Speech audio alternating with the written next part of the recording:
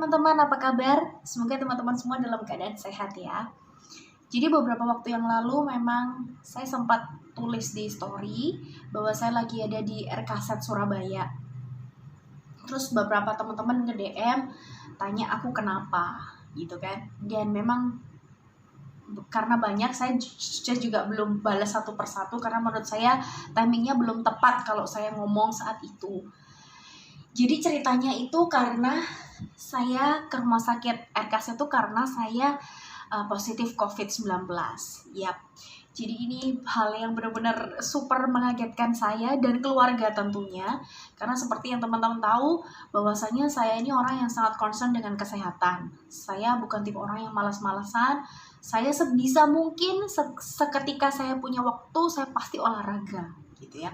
Kalau teman-teman tahu di story saya biasanya saya olahraga ya, sesekali buat TikTok lah ya.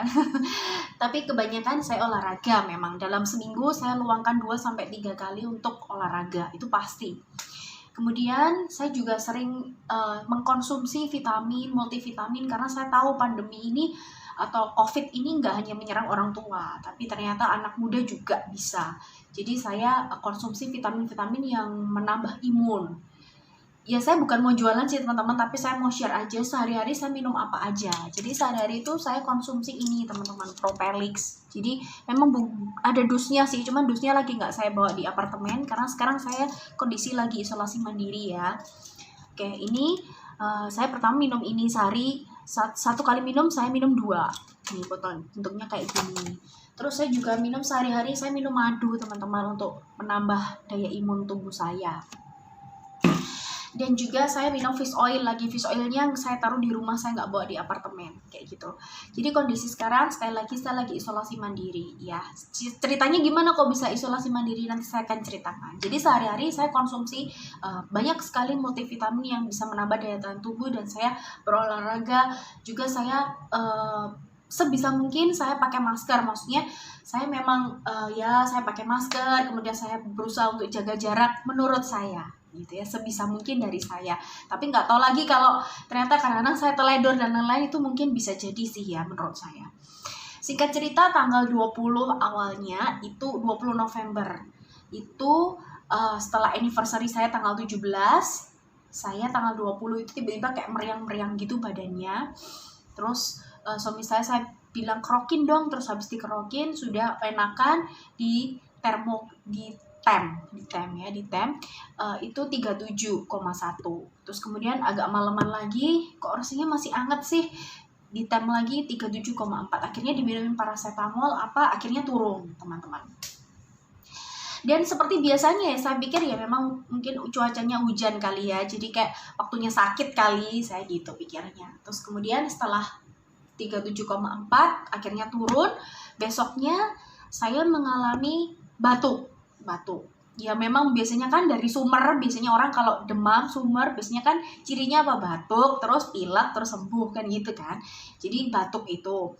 Setelah batuk saya ke BPJS dekat rumah saya dikasih obat batuk gitu.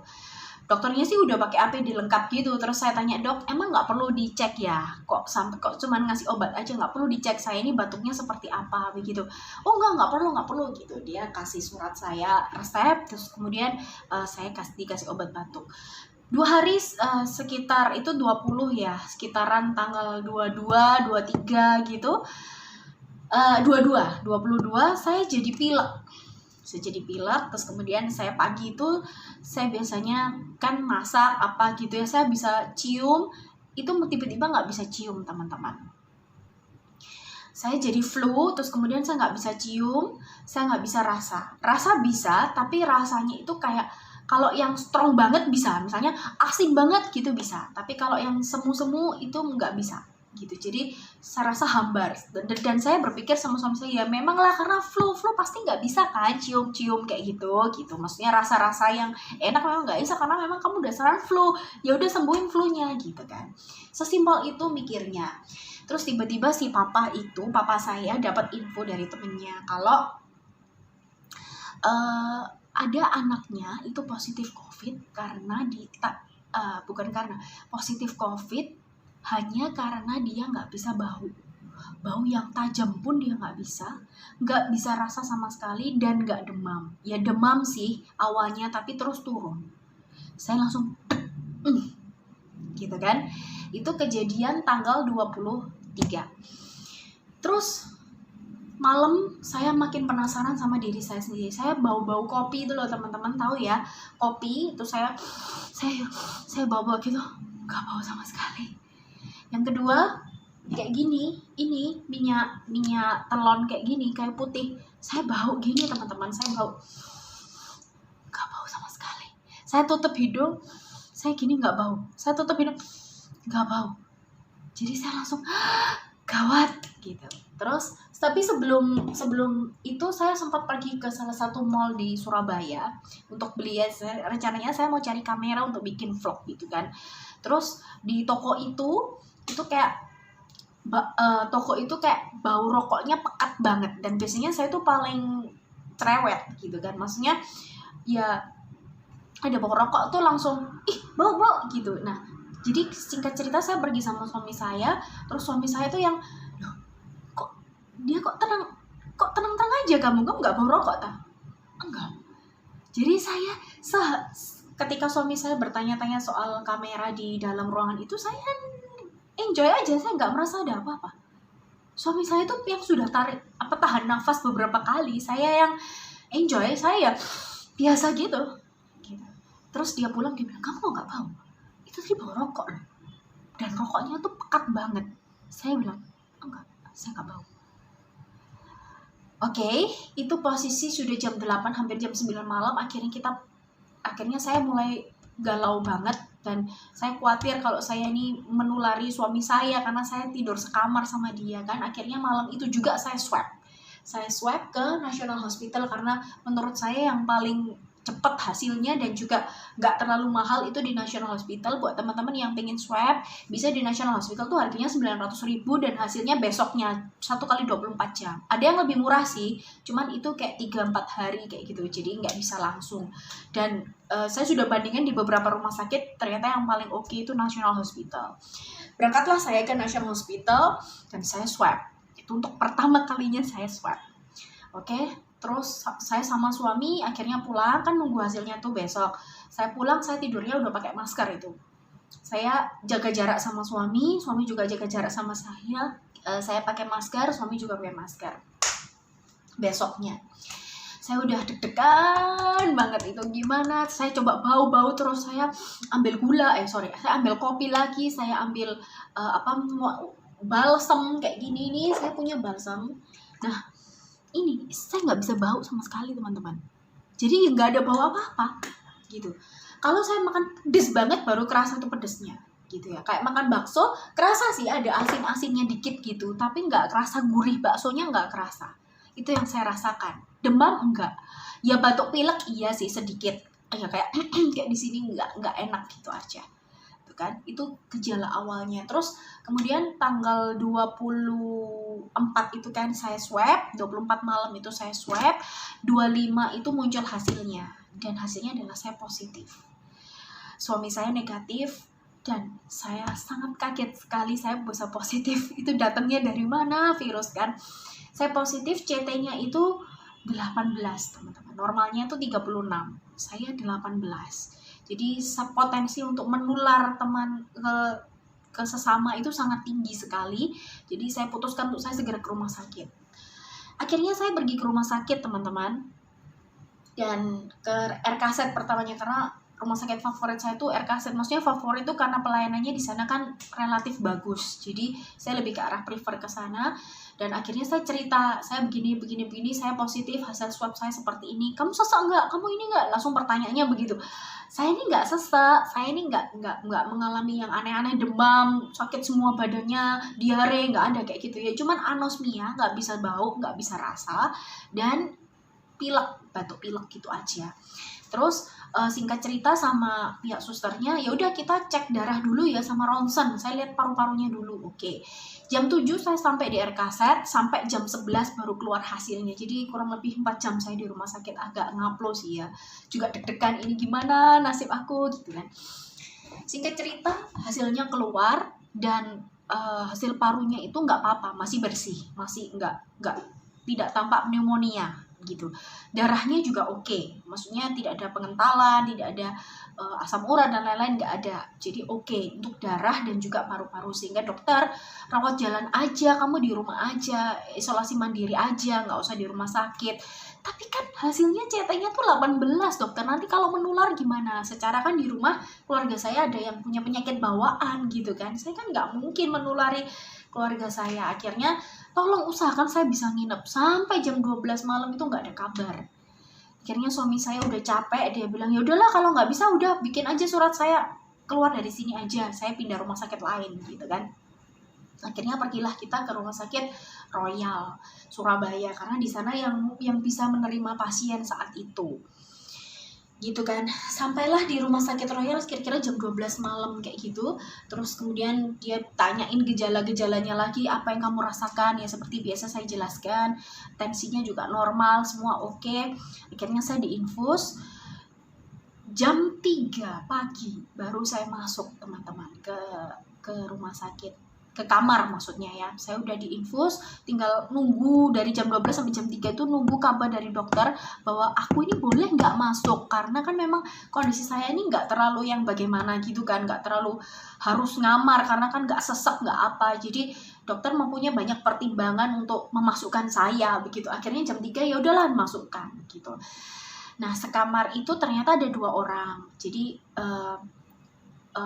dan mereka bagus sih, maksudnya tidak dicampur yang parah sama yang nggak parah, bukan begitu. Jadi yang parah sama yang parah, yang seperti saya OTG sama yang OTG juga gitu, perempuan sama perempuan nggak jadi satu. Jadi mereka menurut saya udah selektif dan udah bagus sih menurut saya kayak gitu. Jadi masuklah saya di kamar. Waktu itu saya di Rumah Sakit Royal, kamar Safir nomor 10, lantai 2.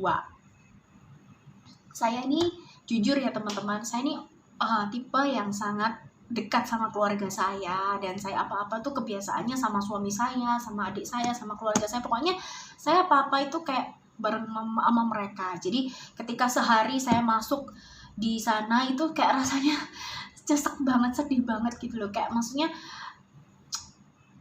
aku pengen cepet pulang karena aku nggak tahan di sini. Padahal ya nggak dikebukin sih, cuman tapi rasanya aku kayak kepingin ya apa ya, aku kayak kepingin ketemu sama keluargaku. Aku kayak miss so much gitu.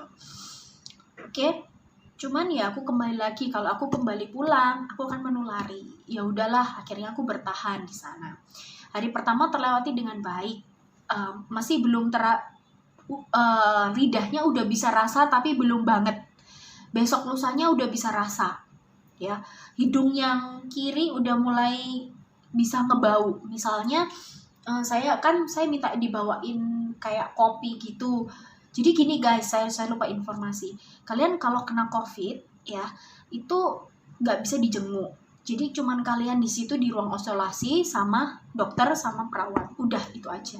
Jadi kalau kalian butuh apa-apa ya tinggal pencet, susternya nanti datang bawain apa, kamu yang minta apa-apa kayak gitu. Jadi beda ya, kalau kalian dulu sakit misalnya maaf usus buntu atau sakit mah atau mah akut atau apa, itu masih bisa ditemani sama orang-orang terkasih.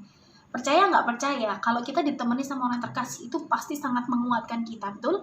Tapi kondisi COVID itu tidak boleh sama sekali. Ya udah cuman sama perawatnya itu aja. Dan perawatnya kan sibuk, nggak cuman kita keles gitu kan. Dan yang parah dari saya itu banyak sekali gitu.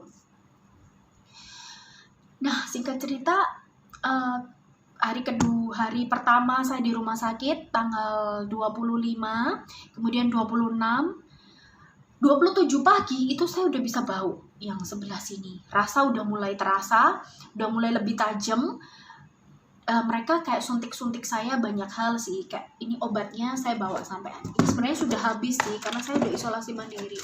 Jadi ini obatnya, mereka kasih ini nih, Avigan ini.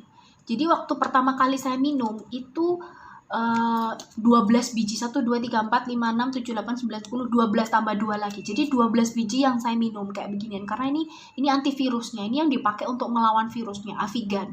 ya. Yang lainnya kayak obat-obat batuk, terus kayak vitamin C, dosis tinggi. Jadi sebelumnya saya kayak dikasih obat lambung dulu, diinjeksi, setelah itu dikasih obat antibiotik, ini sama juga kayak vitamin kayak gitu. Tapi yang dosis tinggi. Jadi makanya itu hari kedua tuh saya udah bisa mulai rasa bau. Udah bisa rasa kayak gitu. Nah, setelah itu hari ketiga saya udah bisa tanggal 28 ya, tanggal 28 saya udah bisa bau keduanya. Udah bisa rasa keduanya. Ya kan? Jadi 24 swab, harusnya 29 swab lagi ya kan untuk menentukan gimana hasilnya.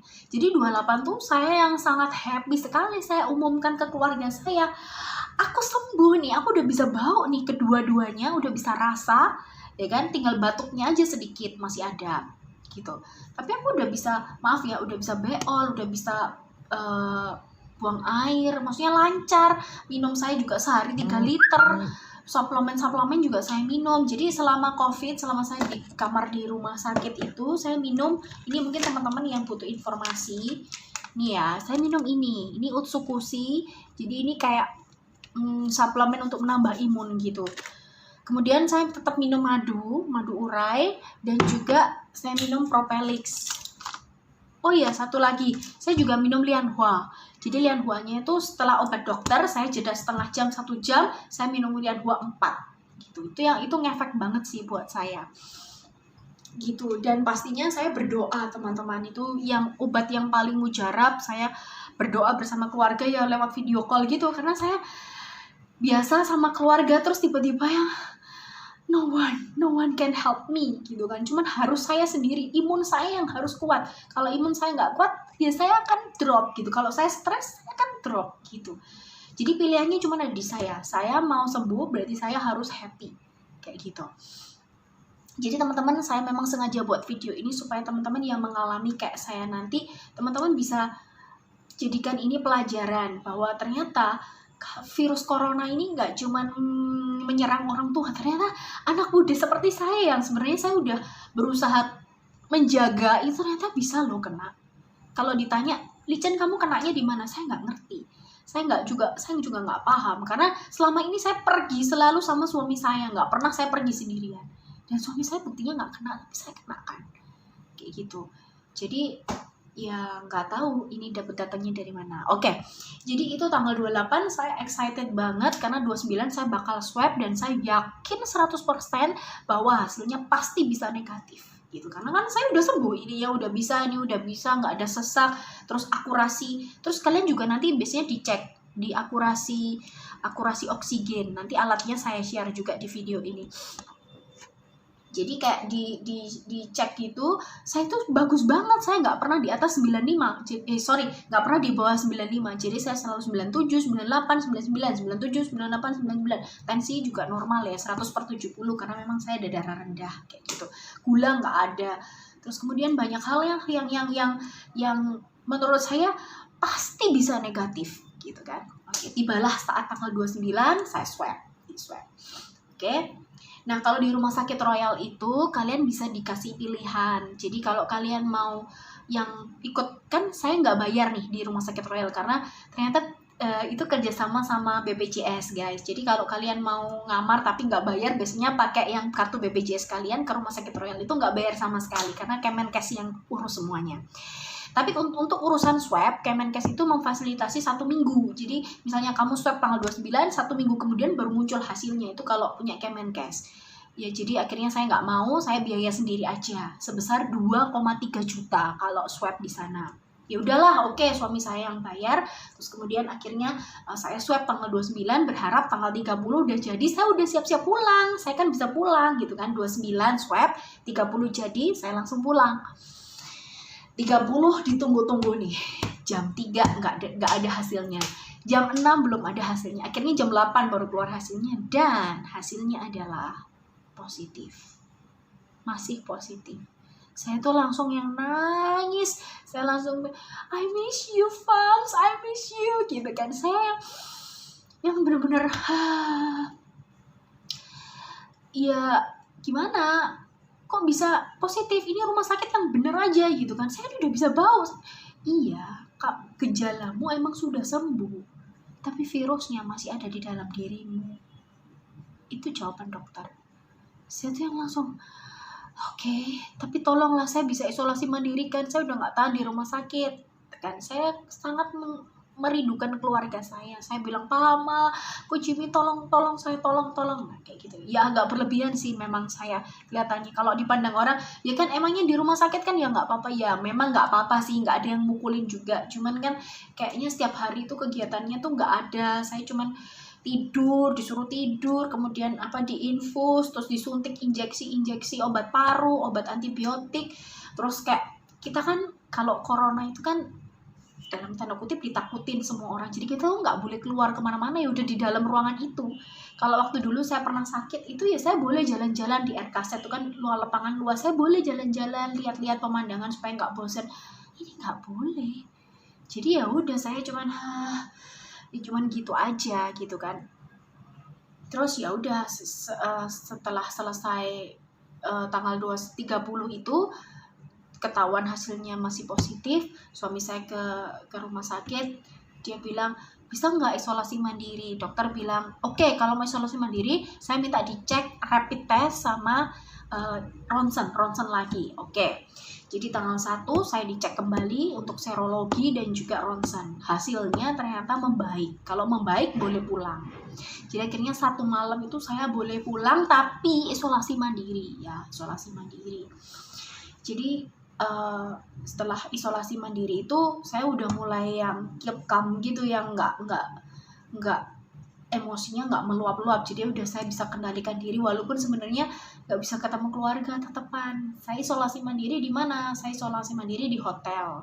Jadi ya caranya gimana isolasi mandiri? Ya jadi gini, saya sebelum saya masuk, mama papa saya bersihkan hotelnya dulu, disemprot desinfektan dan lain-lain. Terus kemudian saya masuk, setelah saya masuk makannya nanti dikirim terus bukan dikirim, nggak ketemu gitu ya, jadi kayak lewat telepon, ini makanannya sudah aku taruh di depan kamar hotel ya. Oke, iya. Setelah itu papa mama saya suami saya pergi, baru saya ambil gitu.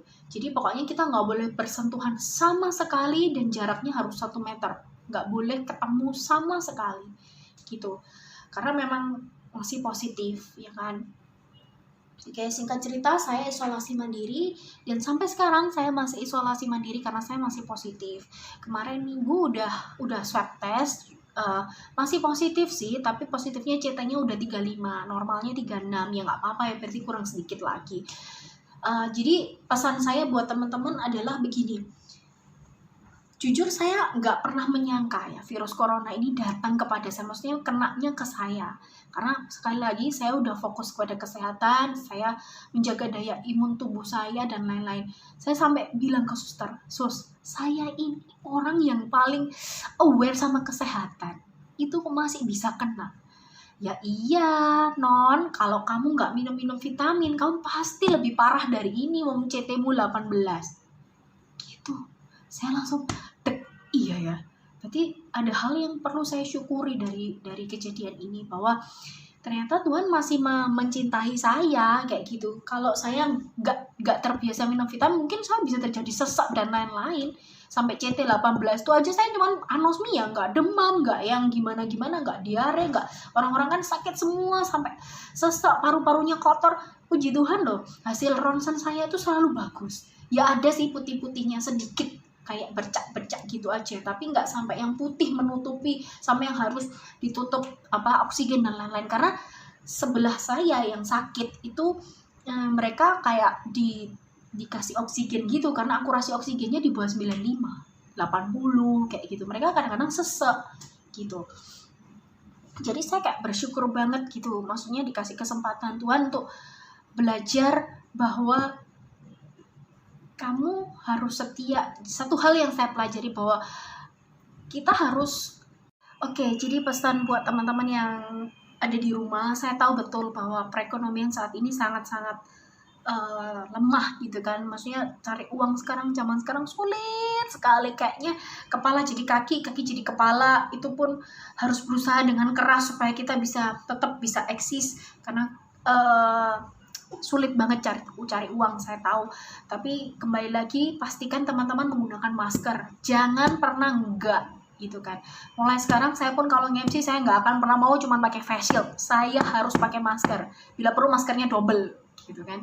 Karena kapok banget ya. Kejadian ini juga membawa ketakutan sendiri buat keluarga saya juga, maksudnya mama papa saya, adik saya, suami saya, semuanya jadi kayak bingung semua kan, kayak gitu, kaget semua. Tapi mereka puji Tuhan, mereka negatif semua ya, keluarga saya negatif karena mungkin karena Tuhan memberikan hikmat melalui papa saya, kemudian akhirnya saya bisa cepat dibawa ke rumah sakit sehingga saya tidak menulari yang lain gitu.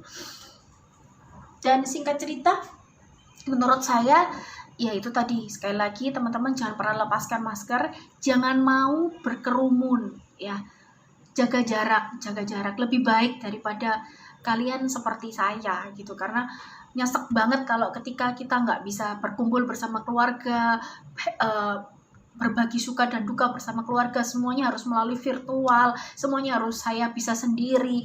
Menurut saya ini agak nggak menyenangkan begitu. Dan semoga kalian semua dalam keadaan sehat, semoga kalian semua tetap survive. Kalaupun nanti kalian nggak minta ya, kalaupun nanti tiba-tiba kalian kena virus corona, jangan panik, fokus pada Tuhan, berdoa, konsumsi makanan yang sehat. Ingat, kalau kalian nggak happy, itu akan semakin menurun. Imun kalian semakin menurun, semakin kalian lama di rumah sakit. Makanya itu kenapa saya bersyukur banget, saya cuma 5 hari di rumah sakit. Karena itu tadi, saya dibantu sama keluarga, saya banyak video call, sehingga saya otomatis saya lupa kan kalau saya di rumah sakit, jadi saya kayak happy terus gitu.